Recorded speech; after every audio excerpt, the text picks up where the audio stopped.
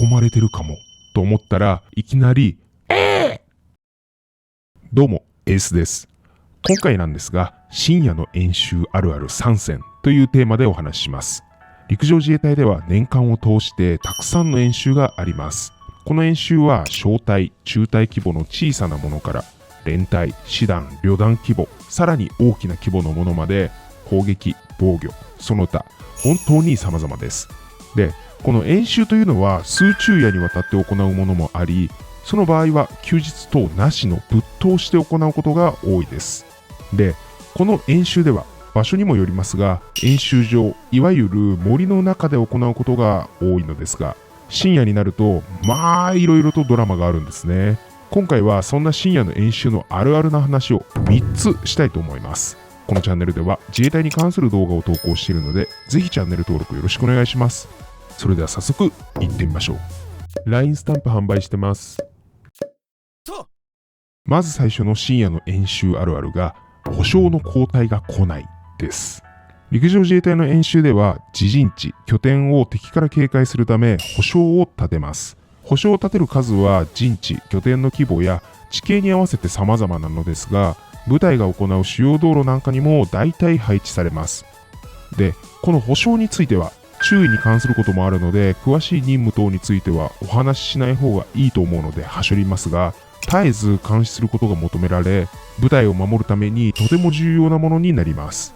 で、当然ですが途中で保証を開けるなんてことはなく、24時間体制で監視を続けます。なので夜中でも交代で保証につくんですね。この間の部隊については陣地構築をしていたり、作戦の準備をしていたり、休息を取っていたりと様々なのですが、時に夜中の保証が過酷なこともあります。秋冬頃の演習になるともう寒くてたまりませんし、雨なんか降ってる日には精神も消耗していきます。保証の交代時間については分隊長などがローテーションを決めてつくのですが、時々次の保証の隊員が寝坊してしまい交代に来ないなんてのもあったりするんですね。一応各部隊との連絡手段があって連絡したり、複数名で保証についている時については一人が呼びに行くなんてのもできるのですが、状況によってはただ待つしかできないなんてのも発生します。保証を開けるわけにはいかないのでね。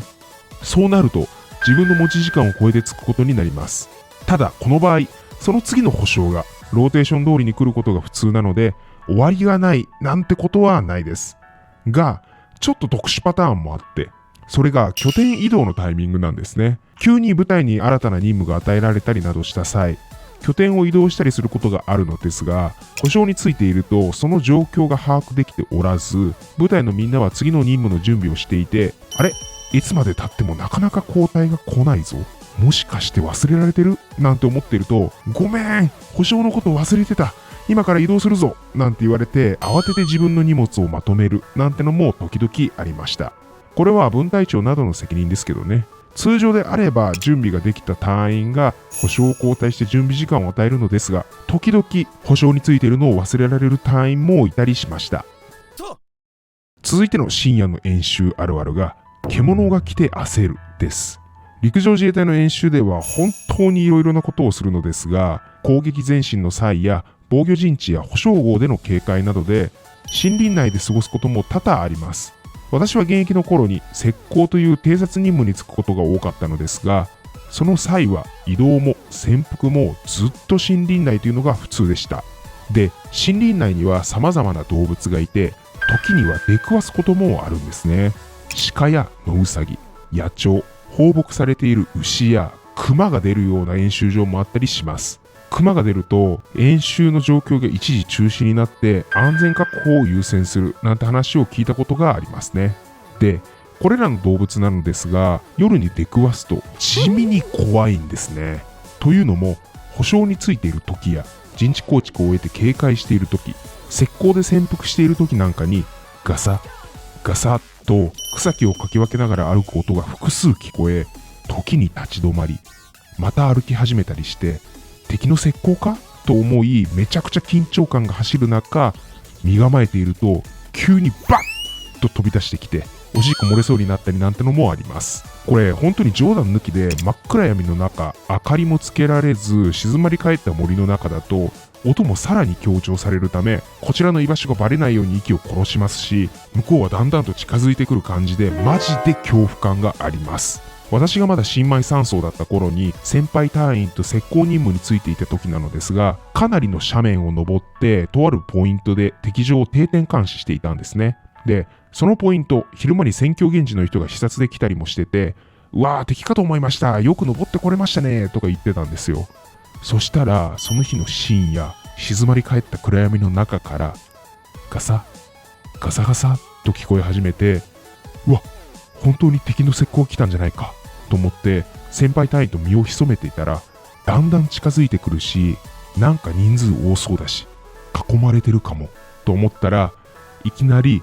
って泣きながら鹿の群れが飛び出してきて、思わずうわって声が漏れて先輩に爆笑された思い出があります。ちなみに実際に敵だった時もあるんですけどね。暗視眼鏡を使えばいいじゃんとか思う人もいるかもしれないのですが、むやみに使うと接眼レンズ側の光が漏れて相手にバレる可能性もあるので、使用するタイミングは慎重になります。ちなみにお互いが石膏同士の時はむやみにやり合ったりはしないのですが、こちらが部隊行動の時は捕獲するため追いかけたりもしますし、こちらが石膏、向こうが部隊の場合は何とかして逃げたりします。続いての深夜の演習あるあるが、迷子になる隊員がいるです。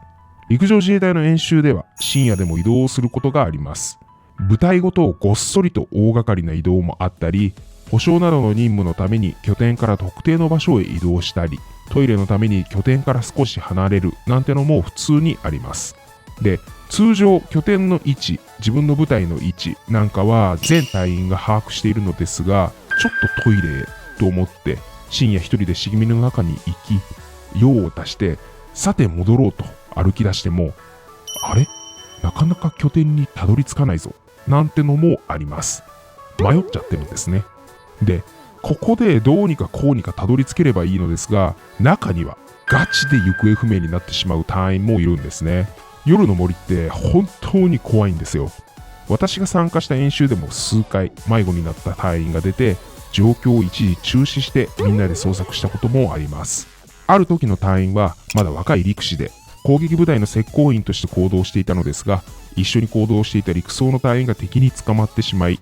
一人逃げ延びたはいいけど無線等での連絡が長い時間つかず行方不明隊員となってしまい、非常用の携帯電話の電波もない地域だったようで捜索という流れになりました。幸いすぐ見つかったのですが、滑落して怪我をしてしまったりして緊急を要する場合もあるので、演習中に本当の行方不明者が出た場合はすぐに捜索になることが多かったです。過去には演習中に自殺をしてしまった人がいるなどの話も聞いたことがあります。自衛隊関係者でない方で、実戦だとそんな捜索とかできないだろうとか言う人もいるんですが、演習はあくまで訓練なので本当の死者を出すようなことは絶対にないようにします。中には砲弾落下等で部隊が分散し、そのまま寝落ちしてしまって行方不明となり、捜索発見されて後にどえらい怒られるような人もいるんですけどね。